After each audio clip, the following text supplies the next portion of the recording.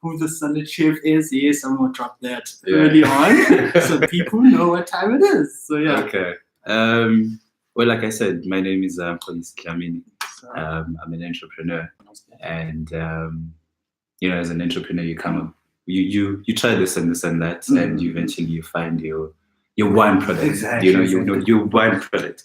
So it's been coming. I remember when we started off with the salad chef, it took us 2 years in totality. To eventually get where we were. Because the first year basically was, you look at the value chain and you try and understand where or how you can tap into it. Of course. And then from there, we spent about 6 months working on just the branding and the packaging on itself, just to make sure that by the time it comes out, people would look at it and be like, I want to try that. So yeah, it's been an exciting journey, and the response has been amazing. Yes. I come to MTN on it every day. My dog. I'm sure the bins are full of my packaging. I should come and recycle it. I ain't even into that whole health situation, but after I'm like, yo, exactly. Because it's just that, just trying to create a lifestyle. Yes. Tapping into the whole trend of people wanting to live healthy. Exactly. But then make it appealing as well, because the top of my mind, you think, I need to be broccoli. It's not. We're trying to make it as fun as we possibly can, because our dishes, or in fact our menu, it's us trying to say, look, man, it's not as bad as it sounds. Exactly. Yes. We have the spinach dish. I know a lot of people don't like spinach. When you think spinach, you're thinking of that. That's the one spinach that you find in the garden. But what did we decide to do? We went and got a type of spinach. They call it English spinach. Oh, okay. Exactly. It sounds good. Exactly. So we got that and created an amazing dish from it. It doesn't even have meat. Oh, okay. The way it's said, it's conscious. It's amazing. It's amazing. Because the first recollection of spinach is pot pie. So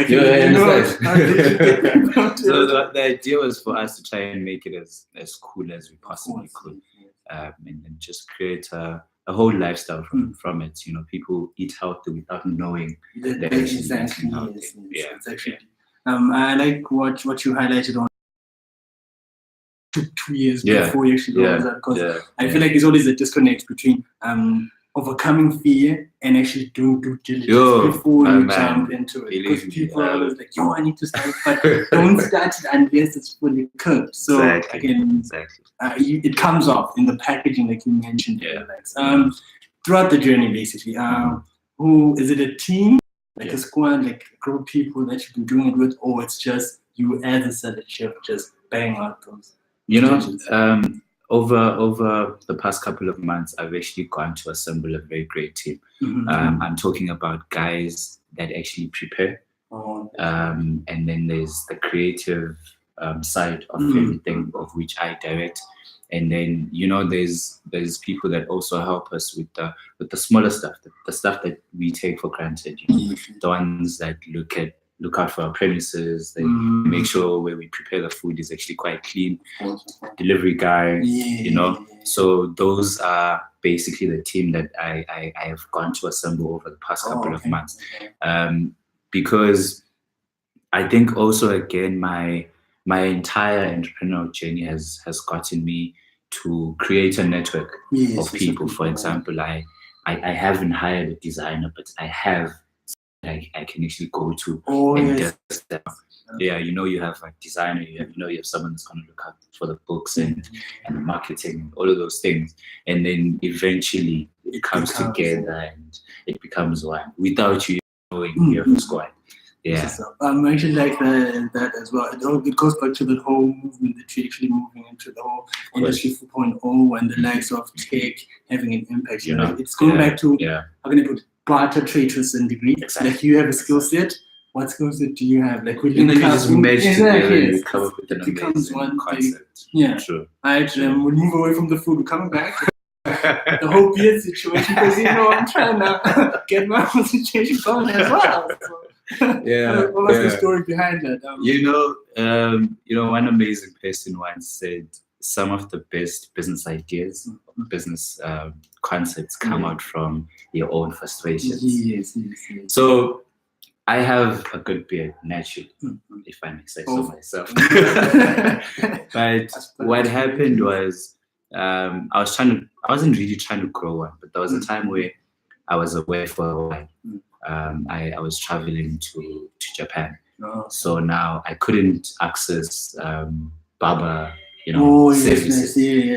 So my beard sort of grew for a while, and now I'm thinking things starting to irritate, starting to be itchy and all of those things. And then I set out one time, did a bit of research to say, surely there's something that can be done for guys like myself that have been in the situation, just trying to make a good beard grow naturally in a more comfortable way.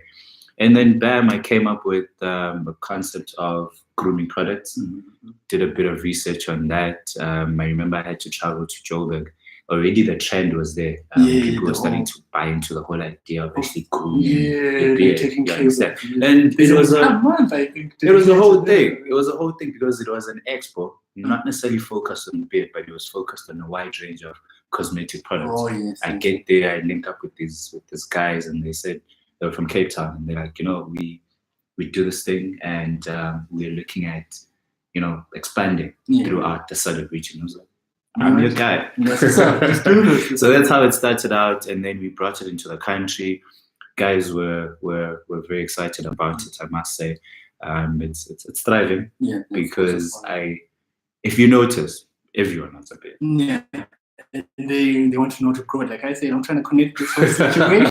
But exactly. Do you see yourself doing maybe a podcast as well of sorts, or just giving some tips on how to maintain it as well?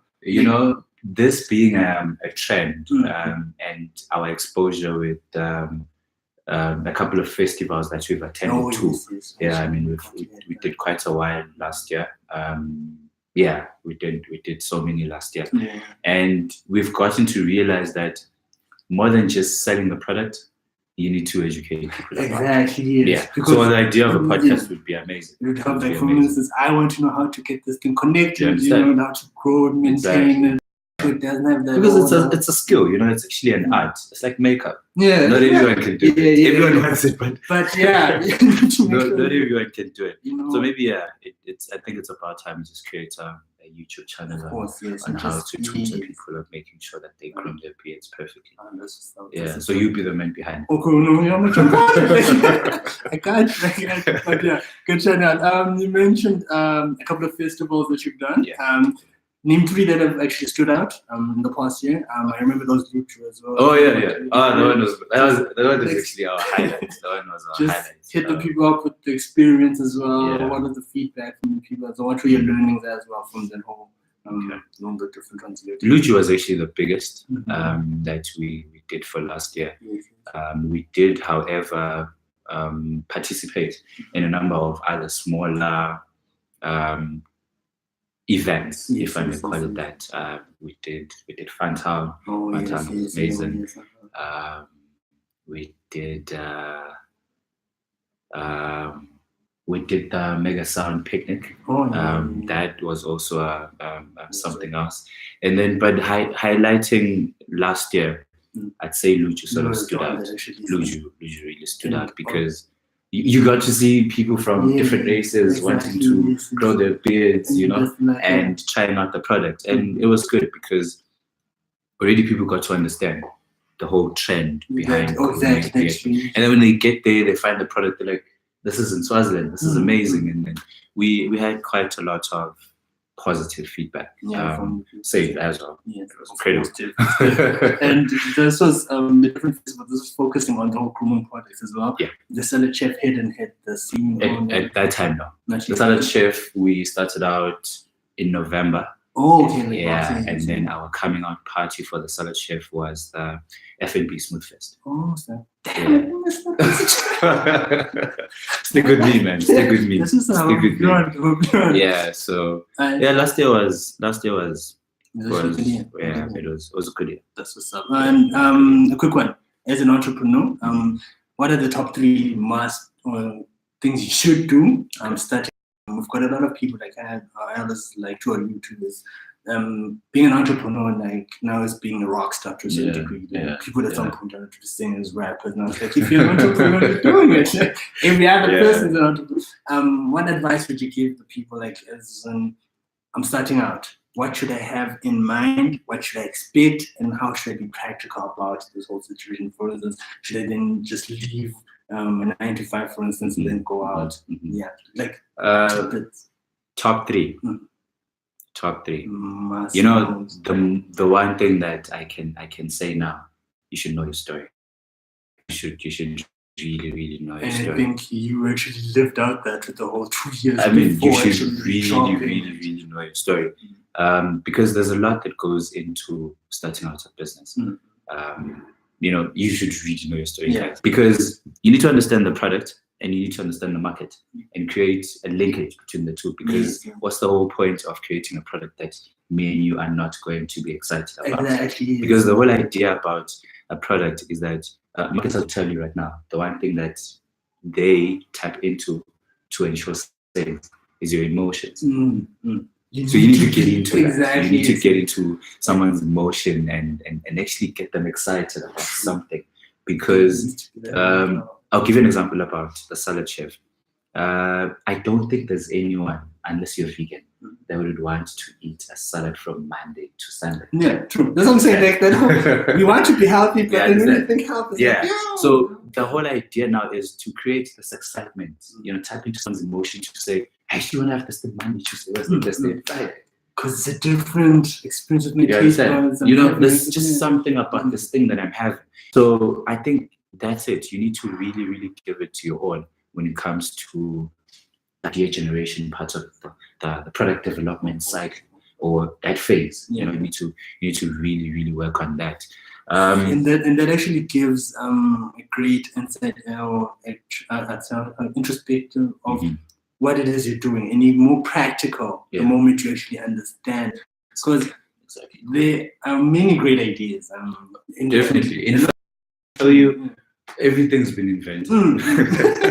It's just for you to make it even better. Exactly. I mean, salads have been there for years. For a minute, But the idea is to just create something really funky and make sure that people eat it without noticing that eating healthy. Yeah. So you really need to give yourself, you know, the thought process behind it should really be intense. I think that's one. That would be ideally what I'd advise. Second thing, patience. And in this generation, instant gratification. You really need to be patient. You know, when you start a business, I won't lie, nothing will go your way. Believe me, nothing will go your way. And I think that's something that's important that people should have. It's nothing will go your way. Fun and I even say when you have a good day, something wrong is going to happen before the day ends. I don't know how. Nothing really goes your way. So you need to be really patient with the business. Really patient. Because when you start out, you know, you already live it. And there's certain responsibilities that require both your time and your resources. At the same time, you're saying, I want to grow this thing, you know, I just want to see it come up. So you need to be patient such that there's going to be a time where you will not even understand what it is that you're doing, because blind faith is exactly. You know, you really need to be patient with it, to such an extent that you need to find some form of distraction, something that will keep you away from saying, what am I doing? When is this business going to make me money? You know, because it has to break. You have to be patient for it to break even. It has to grow on its own without you having to tap into that cash register. You know, you really need to be patient. And then, most importantly, again, I did say you need to find some distraction. For us, it was the feedback. Oh yes, from the people. From the people. That kept us going, because you know you have something. Exactly. And that whole, you need to have support system for sure. Oh man. Because you need them people behind you. Like, yo, fam, you know, it ain't going as well, but you're gonna be alright. Believe me, you need a proper support system. And that's number 2. So that's number 2. Number three. Because there's a lot of these things, so I need to really think deeper. I need to prioritize my list. Number 3, I'd say don't be afraid to start small. Yes. But think big. Oh, of course. Yeah. Start small. Start small, but think big. I guess that also helps you to actually start something, because sometimes there's another danger. You will make mistakes. Yeah. You have to make mistakes. Yeah. You know, you really have to make mistakes for you to learn, for you to grow. The business has to go through some turbulence of some sort. You know, you really say I can't believe. I like how you actually highlighted that whole, if things are going too good, there's a chance. There's a high chance. You need to brace yourself. There's a very, very, very high chance. So you need to really, really not be afraid to start small, because I think that's another problem. I don't want to mention examples. Yeah, of course. In fact, maybe I should.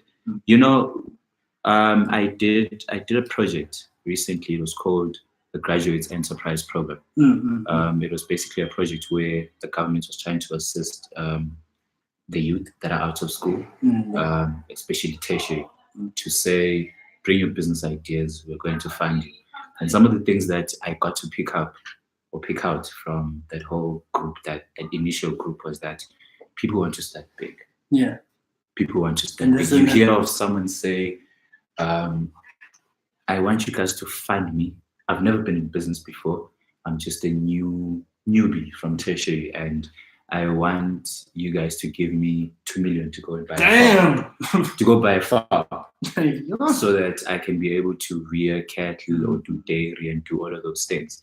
Now, look, it's good ambition. There's nothing wrong with that, but I feel like we should be able to, you know, be willing to start small. Be really willing to start small. I think start selling whatever dairy product there is. You go, you buy, you sell, you try and understand the whole value chain of it, the whole market, how it operates, and everything. It becomes easier on your end as well if you're failing at a small scale. Precisely. Simply because the you can still be able exactly to get back on your feet. Now imagine you bought a farm at 2 million of debt. And then coming back out of the hole is like you really need to be able to be patient enough to start small, whilst definitely thinking big. Of course. I think the one takeaway I have on that one is that be humble. And it goes throughout in every aspect of life. You know, if you're willing to humble yourself and then just put in the work, you should be good.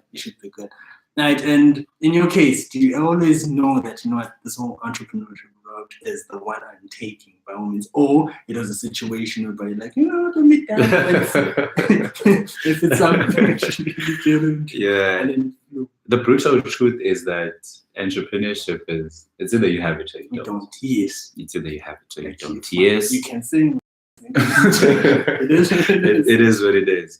Unfortunately, this life thing that we live in will then obviously take you onto a different path, and you find yourself landing in the whole entrepreneurial space. But there's people that know from a very young age that this is my calling and this is exactly what I'm going to do. You're out there selling lemonade or you understand? From the tree. And I'd want to say I'm actually one of those people. Simply because this whole entrepreneurship thing, I grew up from an entrepreneurial environment. That's another thing I've actually you learn is most of the people who become successful is either in the homes they do at home. Your tuition is either paid through your parents, and you saw the hard work. So you're more practical on how you actually jump into. You know, it's a lot of work. So for me, I knew. Way back then, like I said, I grew up in that. I grew up with my grandma. She was doing, she still does actually. She would turn uniforms for schools, and you know, growing up in that environment, she would always call you to help out one way or another. It's either you're doing because she can't see, or as you grow older, the responsibilities get more intense. So it's now of late, I was already doing deliveries, I was doing the books and all of those things. So from a very young age, I could tell. But obviously, I think for her, she felt like, you know what, maybe you can do better because you got the chance to go to school and do all of those things. So she always frowned upon the idea of me taking the whole entrepreneurial route. For example, after high school, I wanted to take a gap year because I actually wanted to do a proper entrepreneurial venture. She never spoke to me for a good 2 months. Like we'd live in the same house, but she'd never say anything to me simply because she felt like, why are you wasting your life with this whole business and all of this thing? So she wanted to get me to school. But anyways, I took that gap year, started out a business that actually was exciting. You know, it was an era of PlayStation. Gaming. So what we decided to do is that I was one of those kids. We never really could afford it, you know. And there was a lot of other people like myself. So we said, you know, maybe if we set up a game for everyone. So we set up a game room, PlayStations, you know, as they evolve, PlayStation 2, 3, 4, you know, we got to all of that. And that was a space of 1 year up until a time where she actually sat me down just like this. And she said, look, I've been doing this thing for so many years. And I know the struggles about it, and I would not want you to go through the same thing. So she literally pleaded with me to say, can you just go to varsity, you know, get your degree and find yourself a decent job? So I succumbed to the pressure, did my varsity, eventually got a job, but even then, I did not neglect my calling, which is entrepreneurship. So even the job that I decided on taking was aligned with that whole entrepreneurship thing. Exactly. Yeah. Okay. So slowly I am getting there. I hope this thing will definitely pan out. Actually, I don't even hope. There's no other option. There's no other way. And I actually love the words from your grand as well. That whole, you know what, go back, and people never really take that, or they take it for granted. Actually, the whole education. Now, it necessarily doesn't need to be formal, but you need to learn a skill set. You need to be willing to do, because you can't just. There's a difference between, you know, like we alluded to earlier, like the whole blind faith situation. But you can't fumble through it throughout. You know, you're only allowed to do it the one exactly. But then it helps with avoiding the time frame of the learning curve. Because if you're feeling from a perspective of, okay, this is why it didn't go right, this is the solution I can have. And that form or education, wherever you draw it from, helps you to actually discover home. And I guess, as you mentioned, there's a team from the Solid Chef side. This side, you mentioned during the intro that the products are locally done. Like, could you just expand on that? The whole Cumin product? Is it like the whole Cumin product? Basically, what happens is that it's a franchise, of course, located in an area called Hermanus. It's in Western Cape, just a distance outside of Cape Town. So I got to know the brains behind the product, and then basically what we are doing is we are just distributing it. We're distributing it, but again, now because they produce it in larger quantities, ours is to put a size down to accommodate our market, because I already know how the market, what the market really needs. So that's basically what we do. So all we do is just repackage it and then distribute. But it still is local, like within. It's within, not originally but Eswatini, but Alright, no, that's cool. And then the next 5 years, where do you see the Solid Chef? Do you see drones dropping off? 5 years. 5 years. 5 years is a very long time. Well, let's say 3.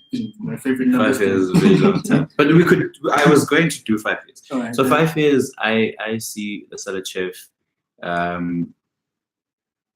going back. Vertical integration. What I mean by that is I see us producing all the ingredients that go into that salad. That's what I mean. You understand? From the vegetables to the meat products that we put in there. The idea is for us to just produce. You understand? I want to see a delivery van, not just a motorbike this time around. I want to see a delivery van park at MTN and taking out a larger quantity of orders.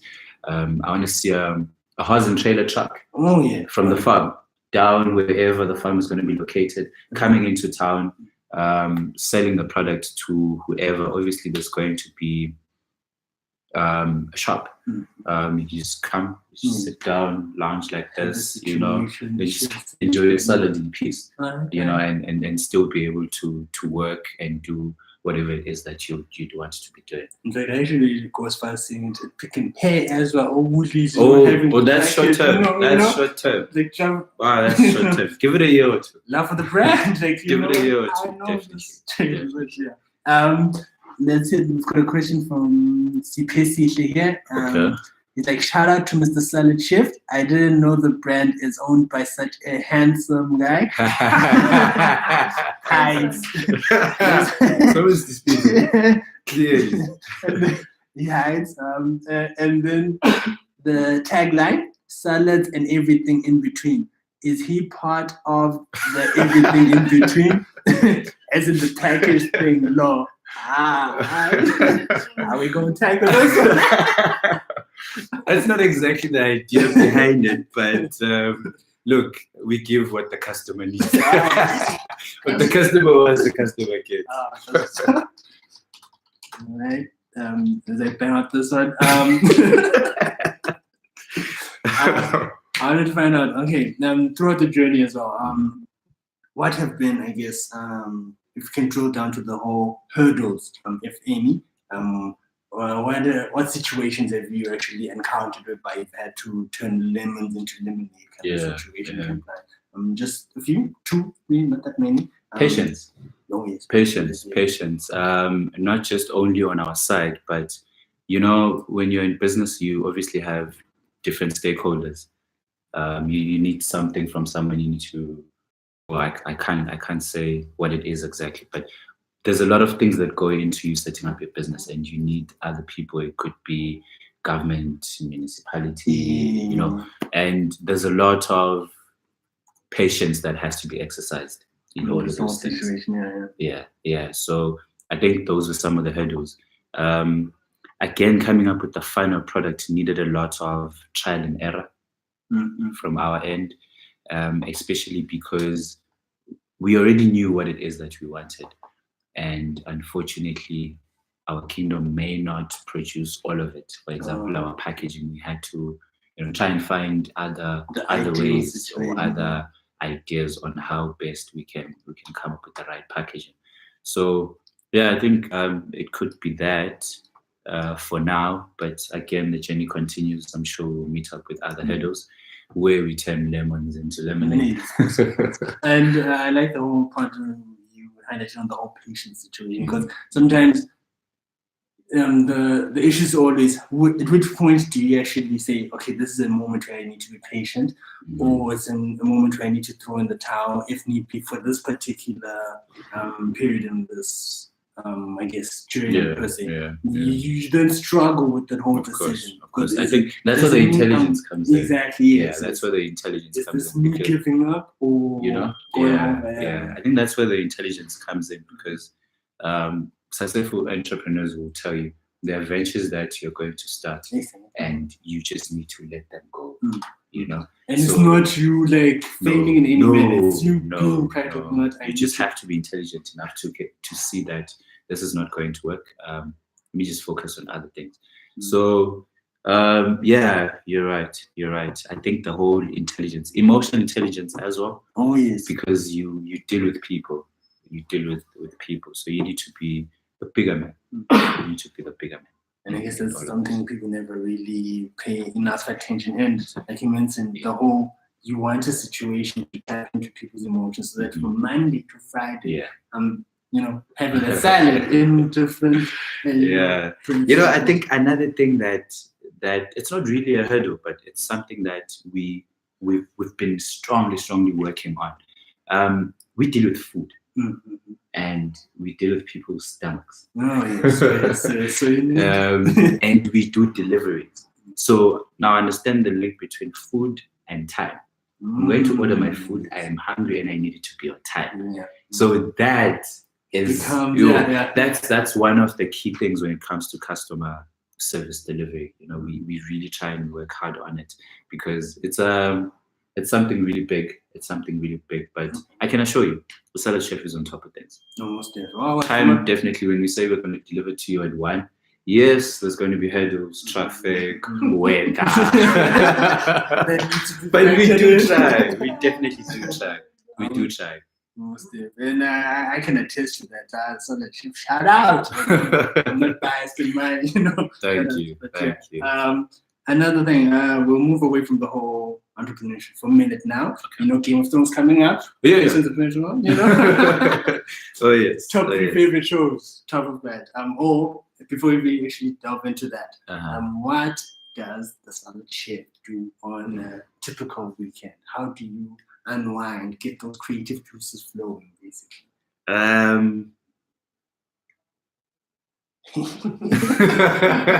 Expose, look, Friday is obviously going to be work. And then there's going to be after hours. You just want to go there and see and look at people and say hello, how the guy's doing, what's popping. So we normally just have laid down chill session, unless maybe there's a client that has to be delivered for on the Saturday. So that's where we try and work late hours just to try and make sure that the delivery is sorted out. But normally, I don't read. Okay. I don't read. So what I do instead, I don't like. So I have a lot of audiobooks. Oh. You know, I listen to a lot of audiobooks. I will highlight that. Audiobooks are live. Yeah, no, they are. I just unwind with a lot of audiobooks and just convert whatever it is that you're reading into the audio. If there's a video, even better, because of late we live in an exciting era of technology. So you find someone that's going to take your book, dissect it, same concept, same everything, put it into a video. That's just how we survive. In different perceptions. So you pick up a lot of concepts there and there, but and then on Saturdays I'm an outdoor person. Yeah, I'm definitely an outdoor person. So whatever outdoor event that makes sense to me and my passion in the business, definitely we do that. But of late I have taken up CrossFit. Yeah, it's a good distraction during the week after hours. Just get an hour session on that. Also a bit of weight. Maybe I may not see it now. No, it's coming up. But yes, that's some of the things that I do as a distraction. Of course. Yeah, because it's entrepreneurship. It's not nice, guys. Of course. So you basically just relive the whole hell situation thing. Wow, you see, they say you can't tap into your own stuff. But I do live. I try and maintain. I just said that about a year ago joined gym. I think that was when we were starting out with the whole concept. Because we need to look the part. Imagine if I were to come here and deliver a salad.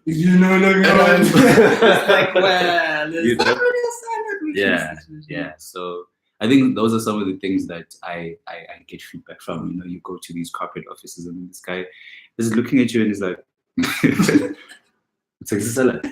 I'm like, yes. And he's looking at the lean body and he's like, maybe I should try your salad. Do you have a card? Now this is us on the lift. I've actually had such encounters and it's been good. Of course. Yeah.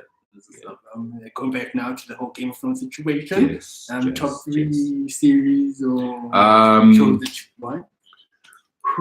Any recommendations we should jump onto as well? I was watching a series a couple of months back. It's called The Ozark. Okay. Yeah, it's called The Ozark. I actually enjoyed it. It was quite good. Currently, I am watching Unsolved. It's a series about the unsolved murders of Tupac and Biggie. So I'm just trying to understand the whole thing. What exactly happened? So I'm watching that. The Ozark sort of brought in a different element into the whole thing because it's about a guy that has to. He's not a business person. He's just an accountant, financial advisor. Now he and his family have to survive by creating businesses for this mafia so that they'd be able to clean their find cash. out that part, yeah. So it has that whole entrepreneurship element into it, and like you said, lemons to lemonade. So the guy has to do that just for his family to survive. So it was an interesting one. Actually don't you should check it out. It's called The Ozark. Thirdly, what am I watching? Well, obviously, I'm anticipating Game of Thrones. What? I am. For the throne. Definitely. I am. But I think now I've shifted from the whole series thing to a lot of documentaries, audiobooks, like I said, and the videos, just to try and make sure that I'm on track. Yeah, true. Something that they actually give a return. Not to imply that Game of Thrones won't give a return, it's lit. Definitely. And what on your playlist as we speak right now? Do you have like specific tunes you listen to get you motivated? A specific artist? I guess let's go for 3 locally and 3 internationally. Start with locally. I'm a very avid deep house listener. Yeah, so I listen to a lot of Souks. Currently, I'm listening to The Antidotes. I'm also listening to a bro of mine, Zoa. He's good on the vocals. So those are my top 3 for now. And then internationally, like I said, it's deep house all the way. It's deep house all the way. Exactly. Yeah. So that's exactly what sort of keeps me in tune, keeps me in line. And it makes sense that the whole deep house really has that whole tranquility to it. Yeah. So it's quite refreshing. And the recent book you read, audio book you listened to? The Richest Man of Babylon. That's a gem. There's this concept that I've been getting snippets of it, and then eventually I got the audiobook. So it's what I'm concentrated on late. Funny enough, that was apparently the one that gave birth to all these others. Rich Dad, Poor Dad, Think and Grow Rich kind of situation. That's like how compact it is. It is. Like I said, this is one concept that I wanted to grasp from it, and I did. It's an intriguing read. There's another one, unfortunately, due to the fact that we're live and it's cruel language. The art of that book. Yes. Actually, a brilliant book as well. Yes. So, any questions? Nothing. I don't like to hit up. There's a shout out this side is like, that is great. This is a positive response from the other one earlier. Where are my people? There's a lot of people I'm anticipating to be a part of this. To actually find, we've got Salad Chef shout out. Hala Gazi, this is from Bile, Itale Mkonda. Salad Chef, good luck, Polisi. This is from Buitele. Kudos from Malungelo Vilagati, and so yes, I mentioned this from Nelson. It's on the live feed as well. All right, we'll keep them coming. You mentioned, we touched on the whole entrepreneurship route and the likes. Do you ever see yourself doing anything besides this, or you're all in 100%? Like they say, you're either chicken or pork. the chicken was half. So you're this or that. I'm fully in. There's something fulfilling, emotionally for me, with entrepreneurship. Yes. The end game is obviously profits and living lives, but the journey behind it of knowing you created a brand that people can relate to. I think that's the most fulfilling thing for me right now. It goes back to a whole legacy of sports. Exactly. I think I've always just wanted to create something that I can actually say, hey man, the thing that you eat every day, that's me. It's actually me, It's how it is. It's a journey. It's exciting with all its headers, because I'd rather have to go through the turbulences of life than actually having to live this whole straight and narrow path of living. There's no growth in the comfort zone situation. No. So entrepreneurship needs you daily to be on top of things. You need to have those downward days and struggle and see how you can best pick yourself up. But the whole idea is to just not get comfortable. Yeah. That's another thing, and that's actually a scary thing. Like the moment it goes back to what you mentioned earlier as well. When things are too good to a certain degree, around the corner, something's going to happen. Yeah, a lot of people fall into that hole. It's comfortable as long as I'm safe.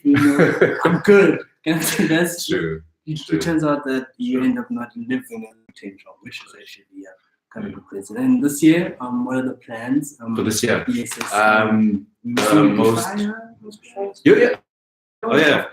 we're about to make our announcement. We are definitely. Oh snap! I dropped that. Oh my god. we were going to be making that announcement. Look, it's not a secret. It's actually an achievement. We made it to Bushfire. We will be participating there. You find your most favorite salad, and we are going to be soon. I think in the next week or two, we are introducing additions to our menu. It's winter. We're approaching winter, and there's this concept of having comfort food in winter, and the salad chef is definitely going to deliver on that. So people should look out for that. And then half-year goal definitely is for us to set up at a very definitely. That's all the basis. That's all the basis. I mean, that's where we're going to start off, and then eventually we move down. But we're excited about the location. We've been wanting it for a very long time now, and we're almost at final stages. And again, the whole salad chef is about creativity. And I will say right now, it's not your typical setup. There's something about it that I want people to relate to get excited about. So and they can only get it that specific spot. Sorry, of course. Mentor. Do you have any? Everybody needs a mentor, guys. Everyone needs a mentor. I actually have 3 mentors. I have a mentor for my corporate job. Okay. I have a mentor for life in general, someone that you can just go to every time you have a life crisis or a problem. And then I also have a mentor, business, and I would not like to divulge them, but of course, definitely I'd suggest anyone that wants to take this route to find themselves a mentor. Mentors alive, and they help, because you can get the knowledge and acquire everything. I mean, they've gone through the training, so the whole idea is for them to impart the knowledge to you, so that you don't do the same mistakes. They are everything. And that's something people take for granted. I guess internationally, are there any? It doesn't need to be obviously entrepreneurs and the likes. Are there any people you look up to, like Aspire, Richard Branson, Cumin? He's actually closer to home. It's just next door. Next door in SA. There's something about this guy that it's intriguing. It's intriguing. He oozes this whole confidence in him, and I think he literally makes money from his confidence.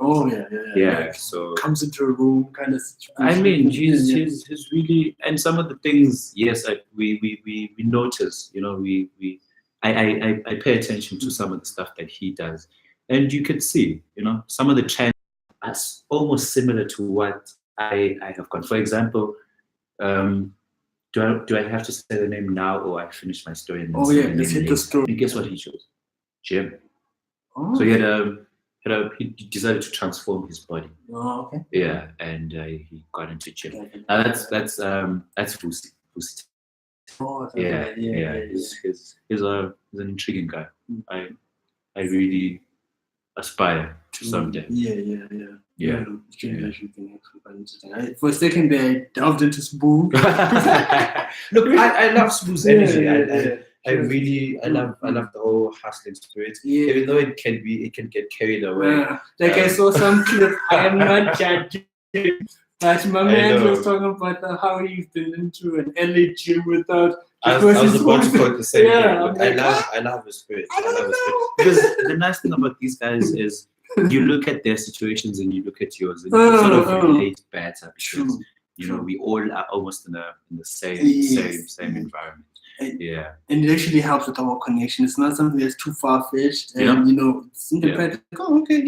And he actually practically shows you him walking into the gym and you've got mixed feelings. Like, should I be rooting for you?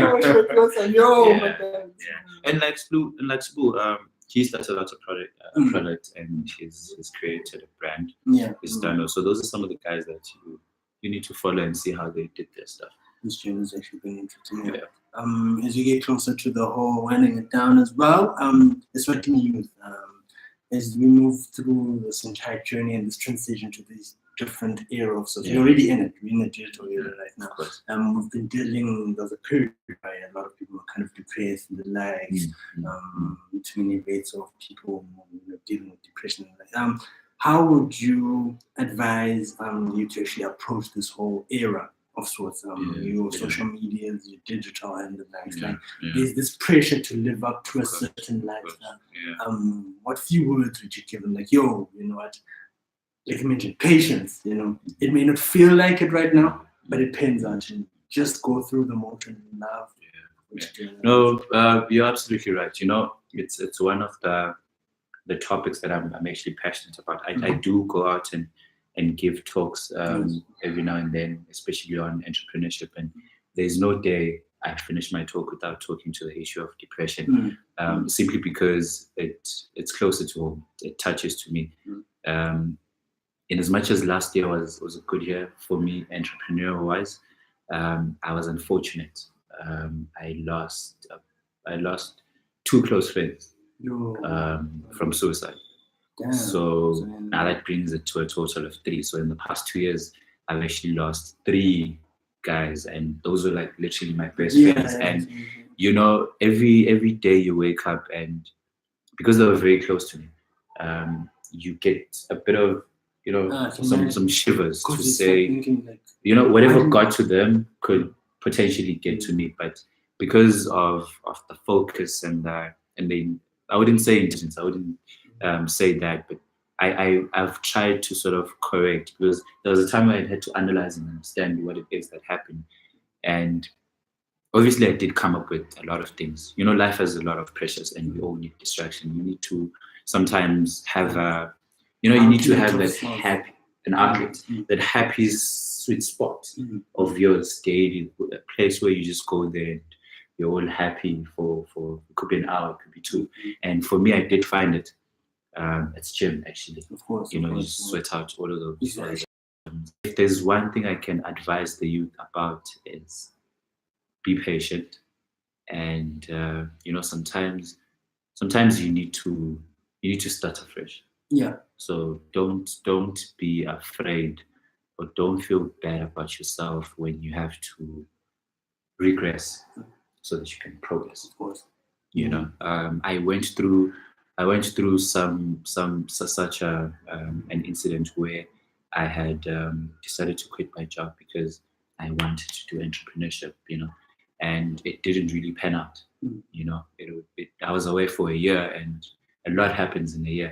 But then I told myself, and I was like, it's not the end of it. I can go back and restart, and regress, and so that I can be able to see progress. So those would be the 2 things that I'd say: find an outlet, find a sweet spot, a happy place. It could be family, it could be with your friends. Exactly. I mean, if you're dating, it could be your next your partner. But you need to find that outlet. And again, not all of us are patient. I'm not patient myself, but you need to find a way to hack that. You need to understand that some things need to be weighted upon. Actually, they just touched on that whole as well. Outlets, it's very important. It's key. It's key. We take up a lot. You need to take up a lot, especially in this era. You're right when you're saying we have so much pressure to live up, to be seen. Exactly. Yes. As much as mentally you can know, I don't want to compare myself to the next person, but sometimes you need to have some certain mental fortitude to actually look at other people's feeds and I can be like, you know what, I'm good. I'm okay. I'm in my situation. It's a marathon. I'm running my own race. I guess. I'll get there. It's not easy, but exactly. Yes. And on top of that, people need to find proper support systems. Yes. Support systems are so you can even just essential. go as far as that, if you need to see a shrink, it's not a cultural thing, because I feel like most people, if you actually talk about shrinks, like, look, even if you have to cry, man. Just do that. Just cry your lungs out. You have to cry your lungs out. As long as it's, so long as you find an outlet. So long as you find an outlet, because it's not easy. I would not lie. True. It's not. And sometimes you never actually see the signs as well. Until you deep into it. Like, that's just up. And as well, now that we've touched on that, how can the youth tap into, in your perception, this whole technological advancements you're doing as well, and tap into whatever you're doing? How can they best exploit this? Any tips you'd be able to give them? Because I truly do believe we live in it's the best time to be alive right now, honestly speaking. Everything is at the tip of our hands. My dog, there's less red tape, and it's now you in control of, yes. Look, if there's one thing I would say, right now to the youth, the internet, guys. My dog. The internet. Everything is there. Literally everything is there. You are going to go on the internet and someone will tell you about, I don't know, a new concept. You can literally go on the same internet to find out about this new concept that you need to hear about. Exactly. It's that simple. Yeah. It's that simple. When you actually look at how some other, mavericks and whatever, thought leaders in particular industries back in the day, where people used to literally travel. Imagine.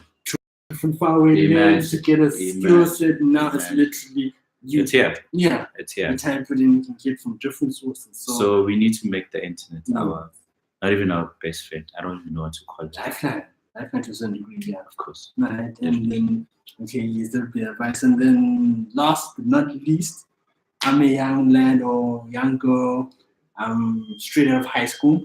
I need to decide college or entrepreneurship, or merge the two. I feel like another route that is taken, the art of the side hustle, which the book that actually talks on that. You don't necessarily then need to walk out of the exactly, because that then takes care of you, while you don't need to dabble into your business as well. Those three routes, which one is ideal for which individual? If you can maybe categorize that your character is like this, or which one would you say, you know what, take this one to be more practical and have a safety net as well? No. It all boils down to the individual. Firstly, you already know, do you have the skills to sell? Do you have the character and the personality to actually walk up to someone and say, look, I'm selling this and this and that, and convince me to actually buy your product? So I think that is what you'd have to look at. Most of the time, salespeople, yes, they don't necessarily have to be loud-spoken per se, but there's a certain art to it, there's a skill to it. You already know if you have that or not. You know. And then secondly, your appetite for risk is another determining factor. If you are not the risk person, go to varsity, get a job. There's nothing wrong with that. Exactly. There's really nothing wrong with that, because we all can't do the same thing. True. Some people were made for the job. We've got different callings as well. Exactly. So that's what I'd say. It depends on your appetite for risk. Yeah. If you are risk averse, you already know what to do. And I like the other part where the first part you touched on, the whole, some people, you need to know yourself. Are you able to walk up to someone and sell it? Yeah. It goes back to, in this current era that we're in, you have your guys who are actually good at developing business, like coding the life. But you also need a team in Bohoba. This guy can just sell anything. Because that's business. Exactly. There's no business without selling. Business is selling. If you can't sell, if you can't sell, then no. So you need to then have this whole connection part. I'm gonna go back to that discussion earlier as well, whereby you highlighted on the whole. We're talking about what's the different aspects that you need. You touched on, you need a situation whereby I'm giving you a form of my skill set is this. Yes. I'm bartering it exactly. Yes, it's a community now. It's a community now. So you don't necessarily have to have funds per se. But I started the business. I didn't really have much because we need to move away from this notion that you need money to start your business. Exactly. You actually need money to grow your business, not start your business. So I think that's another thing that's holding people back. You hear someone say, "Yo, I have a business plan. It's ready. Here are my margins, everything, but I need 50,000 for me to start this business." Sometimes, yes, it can happen, especially for someone that needs a certain type of machinery or could be a truck or something like that. Yes, in that aspect, I agree. But the brutal truth of the matter is that you don't need money to start a business.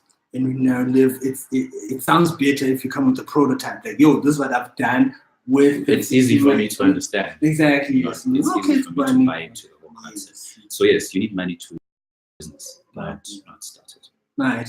Thanks a lot, my good man. And we're looking forward to the salad. I can't believe it's been an hour. Yo, my God. Yeah. Alright. I guess any parting words for the people as we wind it down, where can they find you, hit you up for some of the good salads and the grooming situation. Look, I think firstly, I just want to say thank you to everyone that supported the business. Salad Chef has been phenomenal. You find people. We literally get a new customer every day. We are going to go big because of your support.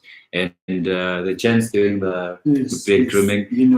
The exciting thing now is that it's not even just the guys that are buying it, the ladies as well.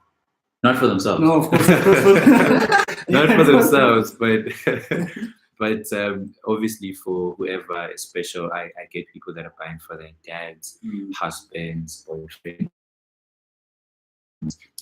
Thank you again for that. Keep on supporting and look out for bigger and better things. Right. No, thanks for good stuff. Right. Yes.